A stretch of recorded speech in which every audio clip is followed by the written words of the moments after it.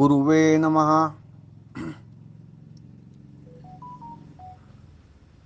सुगवेच्या सर्व सदस्यांना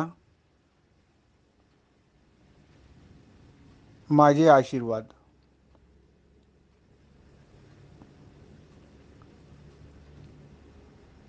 काल आपण 14व्या अध्यायातील 6वी ओवी पूर्ण केली. ही 6वी आणि 7वी ओवी सारखाच उपदेश करते किंवा या दोन ओव्यांमधनं कवींनी, मुकुंदराजांनी एकच असा उपदेश केलेला आहे साधकांसाठी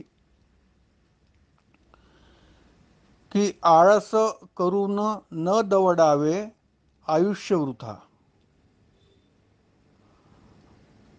आळस करून आयुष्य वृथा दवडू नका.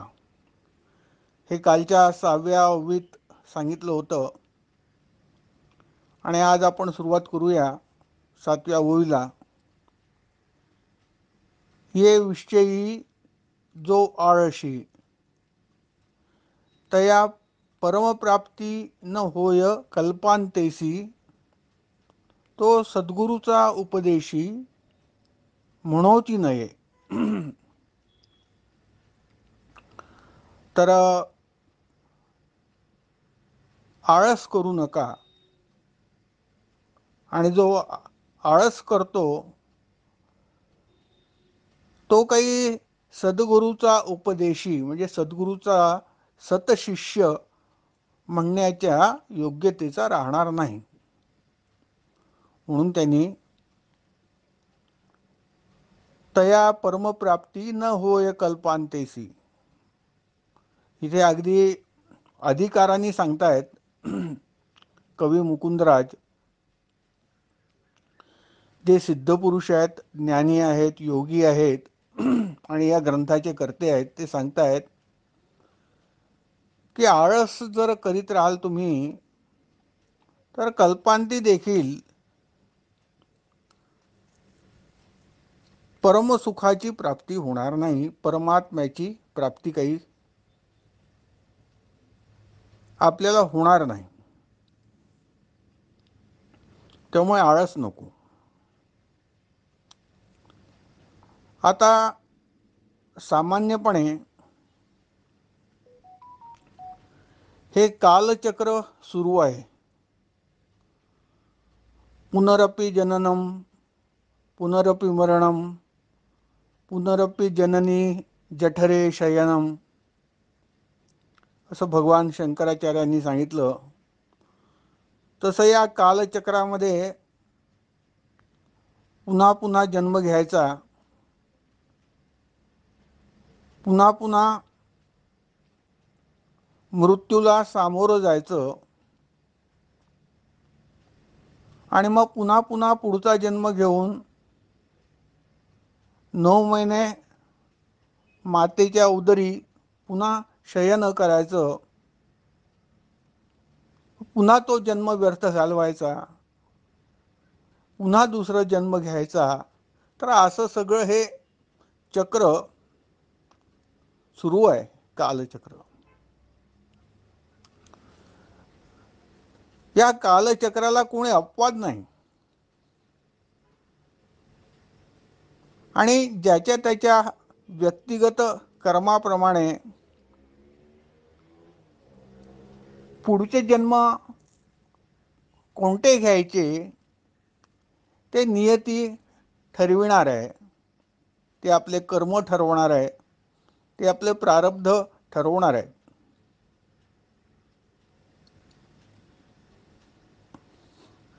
कळत नकळत जरी आपल्या हातून काही चुका झाल्या तरी त्याचे भोग या जन्मी नव्हे तर पुढच्या जन्मी भोगावे लागणार आहेत. अशा प्रकारे हे आपलं सुरू आहे, आयुष्य घालवणं सुरू आहे. वृथा घालवणं सुरू आहे. आणि नेहमी वारंवार आपण तो विषय बोलतो.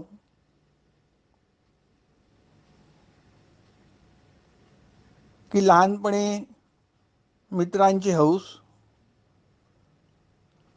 मग तरुणपणी आणखी दुसरे कामं आहेत, अभ्यास करायचा आहे, करिअर करायचं आहे, लग्नासाठी जोडीदार निवडायचा आहे. मग थोडंसं मध्यम वय झालं, मुलांचं जोडीदार आता निवडलेला असतो, शिक्षण झालं असतं, अर्थार्जन सुरू असतं. मग मुलांचे खर्च, मुलांना मोठं करायचं, त्यांचे शिक्षण आणि जे काही प्रपंच म्हटला की जे काही सुखदुःख आहेत त्याचा सामना करीत, आणि असं करत असता हे मध्यम वय पण केव्हा निघून जातं आणि वार्धक्य केव्हा येतं कळत नाही. असं करत मग एक दिवस आपली वेळ आली की निघून जायचं. असंच सगळेजण आयुष्य, मानवी जन्मात आलो असंच सगळेजण आपलं आयुष्य जगतात. आता त्यांना आपण आळसात आयुष्य दवडलं का नाही दवडलं हे जर विचारलं तर ते म्हणतील नाही नाही, आम्ही कुठे आळस नाही केला, आमची कर्तव्य आम्ही चोख पार पाडलीत. मग हा आळसाचा प्रश्न केव्हा येतो? इथे कवी जे सांगतायत त्यातला थोडा बारकावा आपण लक्षात घ्यावा, की आळसाचा प्रश्न तेव्हा येतो की तुम्हाला कर्मधर्म संयोगाने, तुमच्या पूर्व काही शुभकर्मांनी तुम्हाला सद्गुरू मिळाले, तुम्हाला ज्ञानदाते गुरु तुम्हाला मिळाले, आणि मिळाल्यानंतर तुम्हाला त्यांनी मार्ग दाखवला की अरे बाळ, तू या मार्गाने जा, या मार्गाने गेला म्हणजे आपल्या गंतव्याप्रत पोहोचशील, ज्यासाठी तुझा जन्म आहे ते तुला प्राप्त होईल. पण हे गुरुनी सांगितल्यानंतर मात्र तुम्ही तसं न करता उद्या करू परवा करू असं करत करत जर वेळ वाया घालवला आणि सद्गुरू आज्ञेचं पालन केलं नाही, सद्गुरूंच्या उपदेशाकडे दुर्लक्ष केलं, तर मात्र त्याला आळस म्हणता येईल. असा तो आळस. आणि हा आळस जो आहे त्याच्यामुळे कसं काय ज्ञान मिळू शकणार आहे? ते एक सुभाषित आहे ना,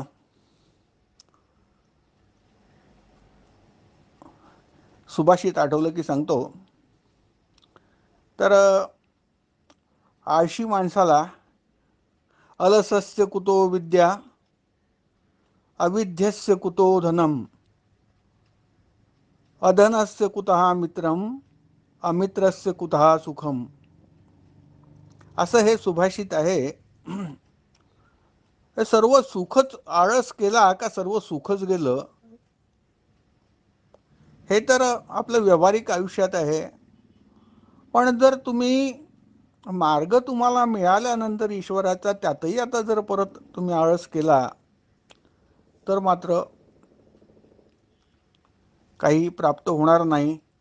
आणि तुम्ही जे पुनरपी जननम जे चक्र सांगितलं आहे, कालचक्र, त्याच्या बाहेर काही तुम्ही येऊ शकणार नाही, असं कवींनी आपल्याला उपदेश केला आहे.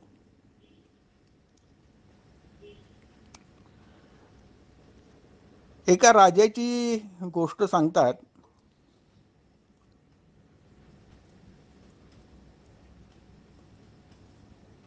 की त्याला नाच गाणी मद्यप्राशन फार आवडायचं, आणि चक्रवर्ती राजा होता, त्याला कोण अडवणार.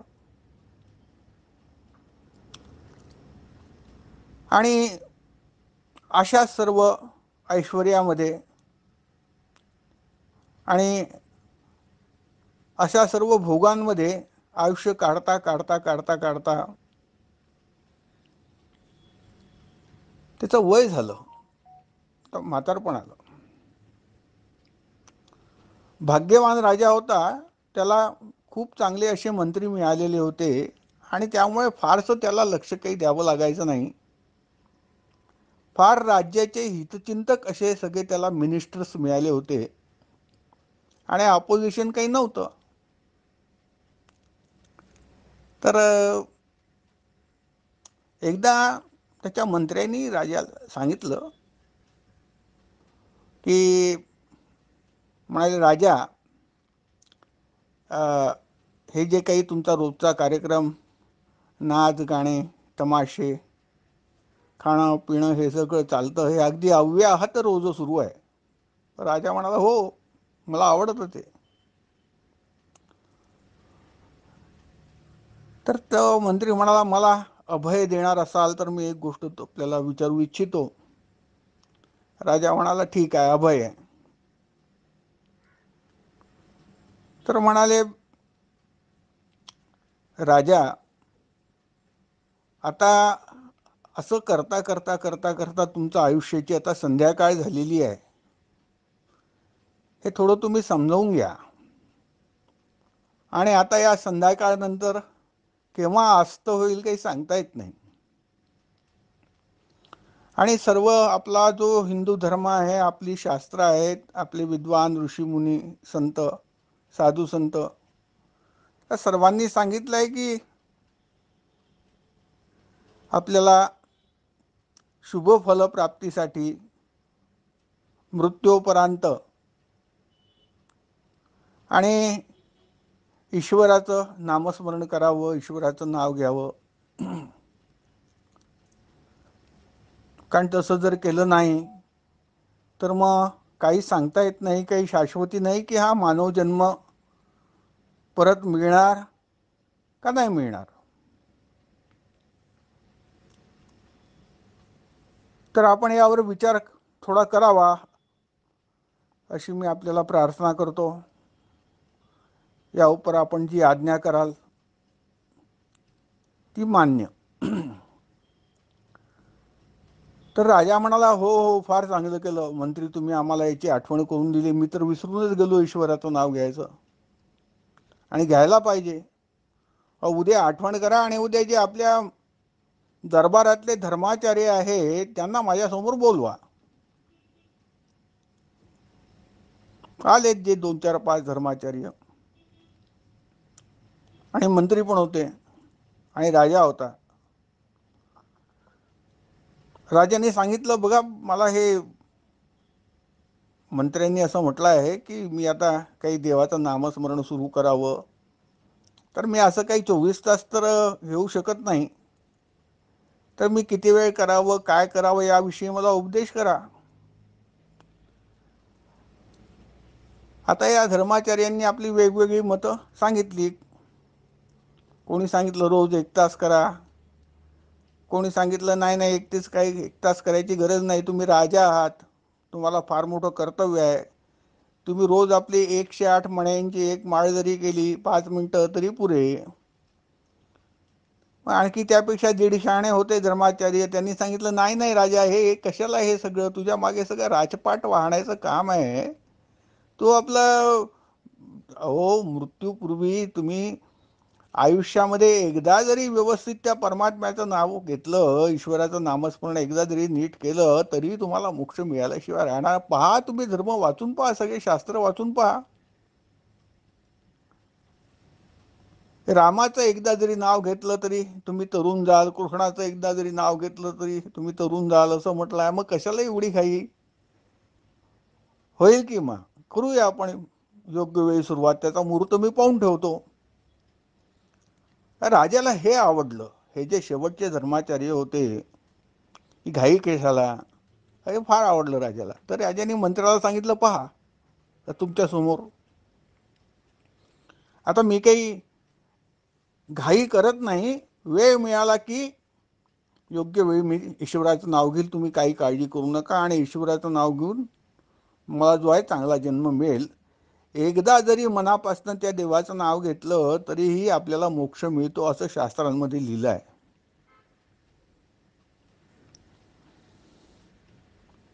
एकैकमक्षरं पुंसा महापातकनाशनम.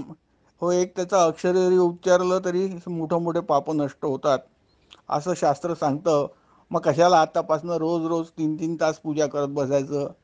मी करीन, आता काही काळजी करू नका, मृत्यूपूर्वी नक्की करीन. मंत्र्यालाही बरं वाटलं. आणि हे जे शेवटचे धर्माचार्य होते ज्यांनी सजेशन केलं होतं त्यांनाही चांगल्या पारितोषिक मिळालं. त्याचं काही दक्षिणा मिळाली, काही मुद्रा मिळाल्या, स्वर्णमुद्रा काही, की तुम्ही उत्तम सजेशन दिलं म्हणून. असं करत राजाचं पुन्हा नाच गाणं अव्याहत जे सुरू होतं ते नियमित परत सुरू झालं. दिवसभर मध्याच्या धुंदीमध्ये, आणि मग त्याची ती वेळ झाली की परत एकदा त्या नवीन नवीन नृत्यांगना येणार, नवीन नवीन नृत्य सादर करणार, आणि वाह वाह वाह वाह करणारी मंडळी राजाची जी आहे ते लोक सगळे जमणार, आणि परत एकदा जे आहे त्या मैफिली रंगणार. असं परत राजाचं सुरू झालं. असं करता करता करता करता राजाची एक दिवस तब्येत बिघडली. तब्येत बिघडल्यानंतर ते मंत्री गेले.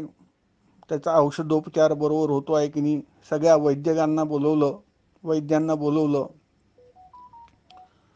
आणि राजाला सांगितलं. मंत्र्यांनी पहा म्हणाले, आता तुमची तब्येत, औषधं सुरू आहे, तब्येत पण तुमची प्रकृती आता ठीक नाही आहे, आणि आता तुम्ही ईश्वराचं नाव घ्यायला सुरुवात करा. तर राजा म्हणाला, काय होत आहे माझ्या प्रकृतीला? काही नाही झालं, आता ते बरोबर वैद्य येत आहेत, औषधं देत आहेत, आणखी 2-4-5 दिवसाचा प्रश्न आहे, मी बरा होईन. बरा झालो की मी ठरवलंच आहे, मला अगदी मनापासून ईश्वराचं नाव घ्यायचं आहे, आणि मी सुरू करणारच आहे, तुम्ही काही काळजी करू नका. असं करता करता परत राजा थोडा बरं वाटायला लागलं. थोडं बरं वाटायला लागल्यानंतर पुन्हा आपलं त्याची ती नृत्यशाला सुरू झाली. पुन्हा आपलं मद्यप्राशन, पुन्हा आपलं नृत्य. त्याची आवड होती, त्याचा छंद होता. मात्र त्याची तो जो काही प्रकृती पुन्हा एकदा खराब झाली, रिलॅप्स झाली, तब्येत पुन्हा बिघडली, आणि मात्र राजा आता मृत्यूशय्येवरती आहे असं वाटायला लागलं. आणि मंत्र्यांनी सांगितलं, महाराज ओ सोडा, आता आता तरी तुम्ही जे आहे नाव घ्या भगवंताचं, आता तरी सुरुवात करा, करा त्या, बोलवा तुमच्या धर्माचार्यांना, आचमन करा, पूजापाठ करा, आणि बसा नामस्मरण करायला माळ घेऊन, काहीतरी त्या भगवंताचं करा. राजाला हे नक्की माहित होतं की हे मंत्री माझे हितचिंतक आहेत. ते लगेच त्या मंत्र्याला म्हणाले, अहो पहा ना, आपल्याला काय सांगण्यात आलं की एकदा जरी ईश्वराचं नाव घेतलं अंतःकरणापासून तरी पण आपल्याला मुक्ती आहे, मग कशाला एवढं करत बसायचं. करतो मी वेळेवर, काही काळजी करू नका. असं करता करता दुसऱ्या दिवशी मग हे सगळं वृत्त आलं की महाराजांचं देहावसान झालं, राजा गेला. शेवटी काही शेवटपर्यंत राजाच्या हातून काही ईश्वराचं नाव घेणं झालं नाही. असं त्या आळशी राजाची एक गोष्ट आम्ही लहानपणी, पूर्वी चांदोबा नावाचं एक मासिक यायचं मराठीमध्ये, आणि हिंदीमध्ये चंदा मामा, आई मुलांचे मासिक म्हणून, फार लहानपणी, ये 1956, 57, 58, 1960, 65, मला वाटतं त्यानंतर ते बंदच झालं. पण छान छान गोष्टी यायच्या, त्यात ही गोष्ट मी वाचली होती, ती मला आठवली. तर असं त्या राजाने केवळ आळस आळस आळस आळस आळस केल्यामुळे सरते शेवटी शेवटपर्यंत त्याला काही त्या देवाचं नाव घेता आलं नाही. आणि त्याला हे त्याच्या हिंट्स मिळून देखील, मंत्र्याकडून त्याला त्या प्रकारच्या तशा प्रकारच्या सूचना होऊन देखील, त्याला त्याचं भलं कशामध्ये आहे, कल्याण कशामध्ये आहे हे कळून देखील केवळ आळसापायी राजाने ते गमवलं. आणि आता काय माहिती तो राजा कोणत्या जन्माला गेला, देवास ठाऊक. तर असं आपलं होऊ नये, आणि आपण आळस करू नये. किमान आपल्याला एकदा गुरु प्राप्त झाले, आपण गुरुमंत्र घेतला, आणि गुरु आपल्याला उपदेश करता आहेत असं सगळं माहीत झाल्यानंतर, असं सगळं असल्यानंतर आपण जे आहे वृथा आपलं आयुष्य घालवू नये. आणि ये विषयी जो आळसी तया परमप्राप्ती न होय कल्पांदेसी. मग अशा आळशी माणसाला कशी काय हो परमप्राप्ती होणार आहे, त्या परमात्म्याची प्राप्ती होणार आहे? नाही नाही नाही. कल्पांतापर्यंत, या एका कल्पामध्ये अनेक हजारो लाखो वर्ष असतात. ती लाखो वर्ष पूर्ण जरी गेली तरी काहीही प्राप्त होणार नाही असं म्हटलेलं आहे.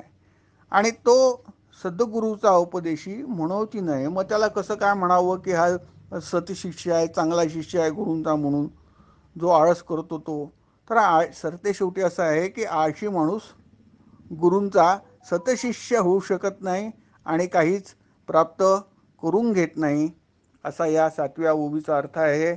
आणि आता आपण जे आहे ते 8व्या ओवीकडे वळूया. 8वी ओवी अशी आहे, आता असो बहु बोलणे श्री गुरुसी धरी जीवे प्राणे, नाही सार तया विणे अन्य काही. आता या शेवटच्या अध्यायामध्ये शेवटी सर्व फिरून आल्यानंतर आणि सर्व ज्ञान सांगितल्यानंतर सरते शेवटी जे कवी महाराज आहेत हे शेवटी इथे येऊन त्यांनी आपले गुडघे टेकले, माथं टेकलं, नमस्कार केला. कुठे नमस्कार केला? म्हणाले आत्तापर्यंत फार बोलणं झालं, आत्तापर्यंत फार बोलणं झालं. आपल्या गुरुचे तुम्ही जीवा प्राणाने म्हणजे प्राणपणाने गुरुसी धरी, गुरुला धरून ठेवा, सोडू नका. अहो तो गुरु आहे, तो डोळ्याने जिवंत दिसतोय, आपण दुर्लक्ष करतोय. पण ज्या दिवशी तो दृष्टीआड होईल त्या दिवशी आपल्या डोळ्यात फक्त पाणी राहील, त्याची कृपा आपल्याला प्राप्त होणार नाही. आता पहा, सत्य सांगतो, थोडं कडवट आहे, पण जेव्हा खपतीबाबा बोलत होते, ज्ञान शिकवत होते, तेव्हा लोकांनी फार आळस केला, समजून घेण्याचा प्रयत्न खपतीबाबांचं ज्ञान काही केला नाही. आणि आता आता रडतात, त्यांना समजावून सांगणार कोणी नाही आहे. कोण आहे? खपतीबाबांचं ज्ञान कोणाला कळत होतं? आणि ज्याला कळत होतं त्याला तुम्ही हाकलून दिलं आणि आता रडतायत. तर गुरु आहे तोपर्यंत त्या गुरुशी धरी जीवे प्राणे, प्राणपणाने त्याला धरून ठेवा, अशी ही ओवी सांगते. नाही सार तया विणे अन्य काही नाही हो, या जीवनात काही सार नाही. किमान आपण आता मगाशी बोलल्याप्रमाणे ज्या लोकांच्या फार नशिबानी, अत्यंत शुभकर्मांनी, अत्यंत त्यांच्या काही पितरांच्या, आईवडिलांच्या, काही आजोबांच्या, काही पणजोबांच्या काही शुभकर्मामुळे त्यांच्या पिढीमधल्या, आणि या लोकांना ज्यांना गुरुप्राप्ती झालेली आहे, ज्यांना ज्ञानी विद्वान गुरु मिळालेले आहे, आणि त्यांनी जर आळस केला तर त्यांना काय प्राप्त होणार आहे? त्यांनी संधी गमावली असा त्याचा अर्थ होईल. आणि मग जीवनामध्ये काय सार आहे? काहीच नाही, काही इथे कमवायचं नाही. जसं आलो आहोत त्यापेक्षाही वाईट रीतीने जायचं आहे.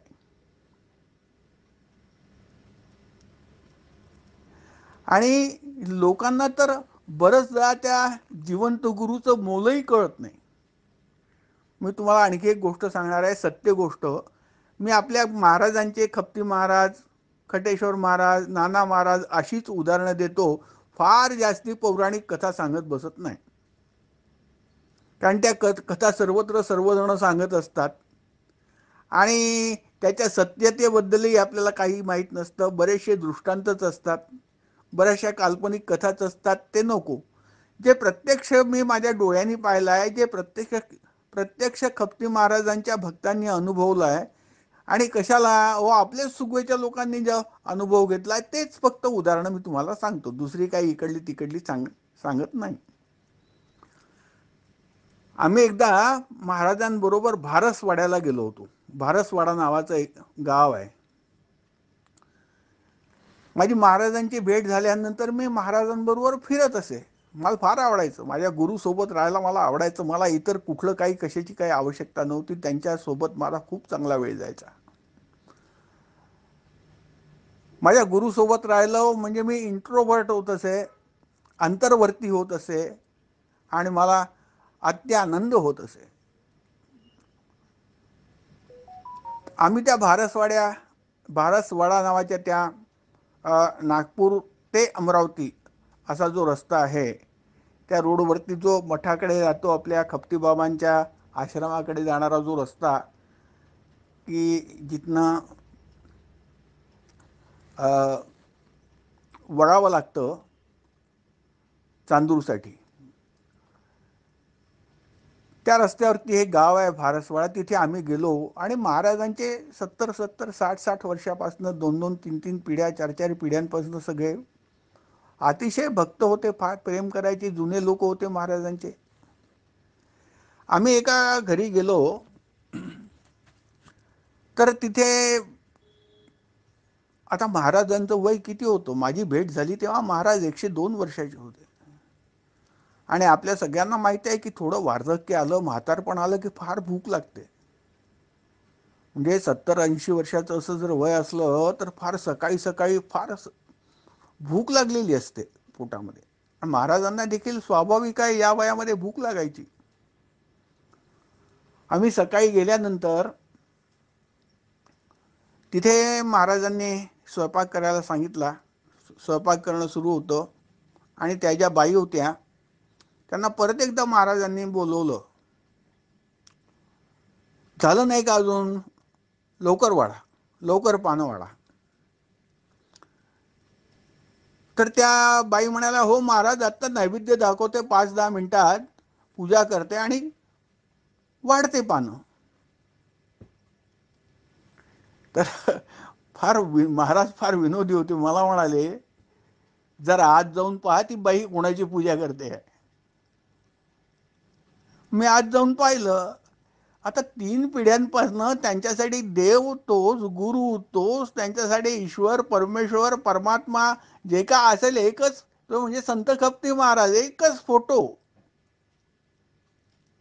आणि ही बाई त्या एकाच फोटोची जी आहे हार हार फुलं उदबत्त्या वगैरे लावून पूजा करत होती आणि समोर नैवेद्याचं पान होतं. आता मी पाहून आलो. मला महाराजांनी का आज पाठवलं माझ्या तात्काळ लक्षामध्ये आलं. म्हणजे ही बाई केवढी वेडी असली पाहिजे. अरे ते साक्षात गुरु समोर आले आहे, त्यांना भूक लागलेली आहे, त्यांची पूजा करायची, त्यांना जेवायला द्यायला ही बाई तयार नाही आहे. उलट ते जे नैवेद्याचं ताट आहे त्या महाराजांच्या फोटो समोर, त्या सद्गुरूच्या फोटो समोर ठेवलेला आहे आणि आपली पूजा करण्यामध्ये 5-10 मिनिटं वेस्ट करते आहे. तर गुरु तिला कळलंच नाही की हा तिला आमच्यावरती संस्कार असे आहेत की आम्हाला पूजेसाठी काहीतरी पाहिजे असतं. फोटो तरी पाहिजे, मूर्ती तरी पाहिजे, काहीतरी पाहिजे, किमान मंत्र तरी पाहिजे, म्हणजे आम्हाला समाधान मिळतं की अहो आम्ही पूजा केली. अरे हो हो, पण तिथे ज्यांना तू नैवेद्य दाखवते त्या फोटोला, त्या फोटोतले महाराज जिवंत बसले आहेत ना समोर समोर त्या खोलीत. त्यांना का नाही तू पहिले जेवायला देत, त्यांना भूक लागलेली आहे. तर असं आमचं दुर्लक्ष किंवा आमच्या अज्ञानामुळे जे आहे गुरुविषयी, आमची गुरुची गैरसोय होते आमच्यामुळे, गुरूंना त्रास होतो आमच्यामुळे. आता म्हणून इथे त्यांनी काय सांगितलं आहे, आता असो बहु बोलणे फार झालं, फार शास्त्र सांगितलं हो आतापर्यंत. सगळं तत्वज्ञान सांगितलं, आत्मज्ञान सांगितलं, ब्रह्मज्ञान सांगितलं, सगळे पंचकोश सांगितले, पंचमहाभूत सांगितले, 5 अंत जे आहे अंतःकरण सांगितले, 4 देह सांगितले, सगळं सांगितलं, सगळं पाठ करा. पण ते आता जाऊ द्या ते सगळं. मग काय सांगितलं, मुख्य काय आहे, मुख्य त्या गुरुसी धरी जीवे, त्या गुरुला धरून ठेवा, जीव प्राणाने धरून ठेवा, त्याच्यावरती प्राणपणे प्रेम करा. आणि असा वेडेपणा करू नका की त्याच्या फोटोची पूजा करण्यामध्ये वेळ वाया घालून राहिले आणि तो बिचारा प्रत्यक्ष जो गुरु, जिवंत गुरु आहे, तो खाण्यापिण्यासाठी तळमळून राहिला, असं करू नका. तर तो गुरुच सर्व काही आहे असं या ओवीचं म्हणणं आहे. आणि आता तर सुंदर सुंदर गीतं निघालेली आहेत. एक ते फार छान गीत आहे, गुरु एक जगीत राहता, सुधीर मोघेंचं शब्दांकन आहे आणि मला वाटतं कंपोजिशन जे आहे सुधीर फडक्यांचं आहे आणि त्यांनीच गायलं आहे. जितेंद्र अभिषेकी, सुरेश वाडकर या लोकांनी पण ते फार सुरेख गाणं आहे, फार सुरेख गीत आहे. तो खरोखरी एकच त्राता आहे हो, हा गुरुच त्राता आहे, दुसरा कोणी नाही आहे. हा तुमच्या जीवनामधला कॅटेलिटिक एजंट आहे. आता कॅटेलिटिक एजंट म्हणजे मला फार जास्ती कळत नाही. आता आपल्या ग्रुपमध्ये फार थोर विद्वान सायंटिस्ट आहेत. डॉक्टर रवी खेर आहेत, सुनीलजी घाडगे आहेत आणि गुरुदत्त गोराडे आहेत आणि बरेच जण आणखी आहेत. तर असे विद्वान लोक आहेत. तर ते लोक कदाचित तुम्हाला कॅटेलिटिक एजंट म्हणजे समजावून सांगतील. तर हा गुरु तुमची जी ईश्वराशी भेटण्याची प्रक्रिया आहे, नराचा नारायण होण्याची जी प्रक्रिया आहे, तुमचं मनुष्यपण जाऊन तुमच्यात ईश्वरी गुण येऊन तुम्ही स्वतः ईश्वर होण्याची जी प्रक्रिया आहे त्याचा हा कॅटेलिटिक एजंट आहे. कारण याच्याशिवाय ती काही प्रक्रिया होऊ शकत नाही. त्या गुरुशिवाय मोक्ष नाही, गुरुशिवाय देव पण नाही, गुरुशिवाय अध्यात्म नाही, गुरुशिवाय काही, अहो गुरुशिवाय ते सर्व सोडा, साधं जीवन देखील तुमचं यशस्वी होऊ शकत नाही. गुरुशिवाय तुमचं जीवन पोकळ आहे.